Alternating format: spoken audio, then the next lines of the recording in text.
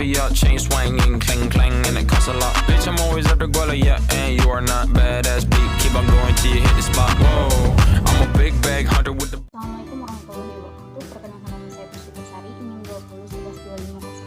2011250585. Baiklah, di sini saya dari Prodi Deus Nusa 4 akan menjelaskan materi makalah kami yang berjudul tahap perkembangan anak usia 2-3 tahun yang terdapat 6 aspek perkembangan anak usia dini.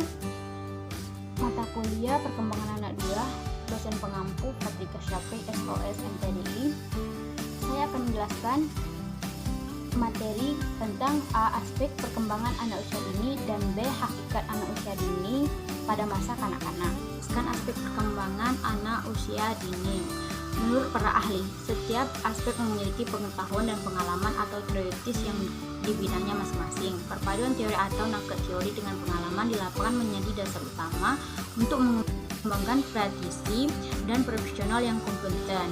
PAUD adalah profesi yang membutuhkan keterampilan. Oleh karena itu, guru PAUD harus memiliki pengetahuan atau pemahaman yang luas dan didukung oleh pengalaman lapangan. Menjadi ahli yang kompeten di bidang PAUD harus dimulai dengan mempelajari tumbuh kembang anak usia dini. Hal ini ada baiknya dipelajari beberapa pendapat dari beberapa ahli, di mana setiap ahli memberikan aksentus atau penekanan pada poin atau bidangnya yang berbeda. Berikut ini akan dikemukakan beberapa pendapat para ahli tentang aspek-aspek perkembangan pada anak usia dini. Menurut Janet Blake menemukan bahwa pertumbuhan dan perkembangan fisik dan motorik, 2. Perkembangan psikososial, 3. Perkembangan kognitif dan bahasa. Anak usia dini tahap 2, 1-3 tahun, aspek perkembangan pada tahap ini sama dengan tahap 1, hanya kematangannya saja yang berbeda.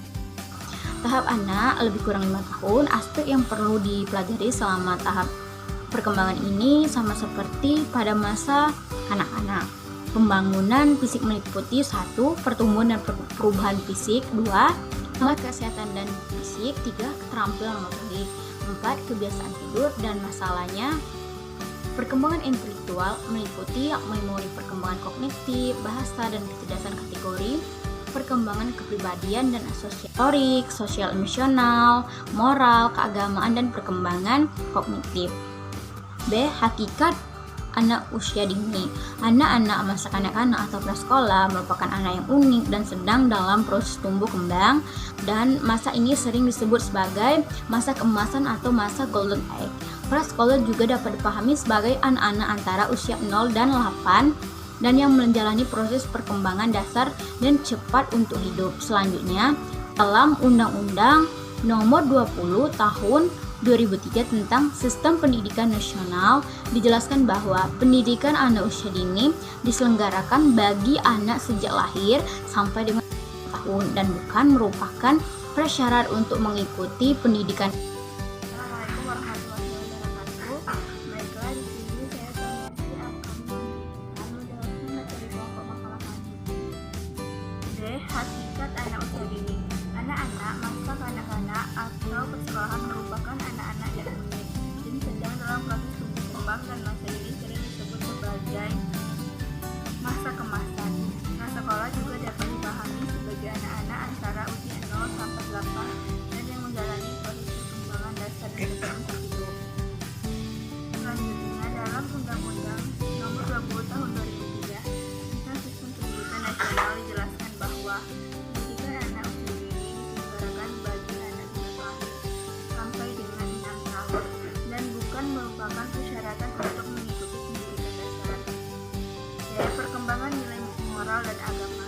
Arti kata moral dan agama terdengar berat jika diucapkan di masa muda, karena kedua hal ini sangat berat, perlu pembiasaan dan dikembangkan sejak kecil. Moralitas dan agama tidak boleh digunakan untuk momok menakuti pada anak-anak. Berdasarkan penjelasan di atas, kita ketahui bahwa tahap perkembangan moral individu meliputi beberapa tingkatan antara lain. 1. Tingkat prakonvensional atau tingkat biasa. Pada tingkat ini anak peka terhadap aturan benar atau salah dan benar, namun penjelasannya masih didasarkan ada konsekuensi materi, pseudoscientific dan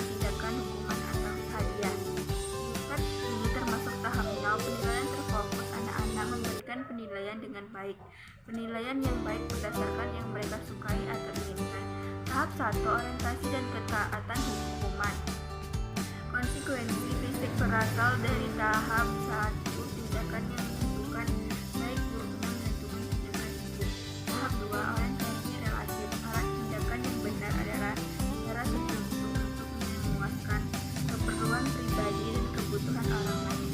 2, tingkat biasa. Tingkat ini individu merasa perlu untuk menjunjung tinggi harkat dan martabat bangsa, keluarga, kelompoknya, jika tidak sesuai dengan apa yang diinginkan pribadi dan tatanan sosial, tapi juga menunjukkan loyalitas kepada kelompoknya. D. Perkembangan sosial. Perkembangan sosial adalah meningkatkan kemampuan individu untuk berinteraksi dengan orang lain, sedangkan perkembangan emosional adalah kemampuan individu untuk mengelola dan mengekspresikan emosi dalam bentuk ekspresi perilaku melalui ekspresi wajah. Individu untuk mengelola dan mengekspresikan emosi dalam bentuk ekspresi perilaku melalui ekspresi wajah dan aktivitas lainnya, verbal atau non-verbal, agar orang lain mengetahui dan bahkan memahami kondisi diri atau keadaan saat ini. Perkembangan kognitif adalah perkembangan mengacu pada kemampuan individu dalam mengelola informasi yang dalam bahasa sehari-hari disebut kemampuan berpikir dalam memproses informasi, pengalaman selalu, pengetahuan dan kolaborasi, dan pengalaman atau pengetahuan yang diperoleh untuk membentuk kesimpulan baru tentang pengetahuan ini. Baiklah, itulah materi yang dapat saya sampaikan. Materi selanjutnya akan disampaikan oleh rekan saya. Wassalamualaikum warahmatullahi wabarakatuh. Assalamualaikum warahmatullahi wabarakatuh. Baiklah, di sini saya Nur Afni Hasana melanjutkan pembahasan materi, yaitu bahasa adalah alat atau sarana komunikasi antara individu dengan individu lain dan dalam masyarakat. Mengingat pentingnya peran bahasa dalam kehidupan manusia, maka keterampilan berbahasa yang dimiliki individu harus dikembangkan dari sejak dini. Keterampilan berbahasa yang dimiliki individu akan terus berkembang sepanjang zaman dan dipengaruhi oleh keberadaan faktor yang mendukung dan menghambat dalam perkembangan bahasa. Baiklah, materi selanjutnya. Perkembangan fisik motorik. Pembangunan fisik merupakan bagian penting dari pembangunan manusia, yang dimana di samping pembangunan aspek-aspek lainnya, stimulasi perkembangan gerak fisik perlu dilakukan sejak dini karena berkaitan dengan keterampilan motorik yang akan memudahkan setiap anak, dan itu mempengaruhi oleh kelenturan gerak individu, baik motorik kasar maupun motorik halus yang melibatkan otot besar maupun otot kecil. Sekian dan terima kasih, saya kembalikan kepada moderator. Assalamualaikum warahmatullahi wabarakatuh. Perkenalkan, nama saya Dilarika Murita. Baiklah, saya akan melanjutkan membaca materi perkembangan kreativitas. Perkembangan anak tidak terbatas pada langkah-langkah di atas. Kreativitas sebagai aspek perkembangan anak usia dini juga harus dibahas. Dalam arti ini, kreativitas adalah kapasitas individu untuk kesadaran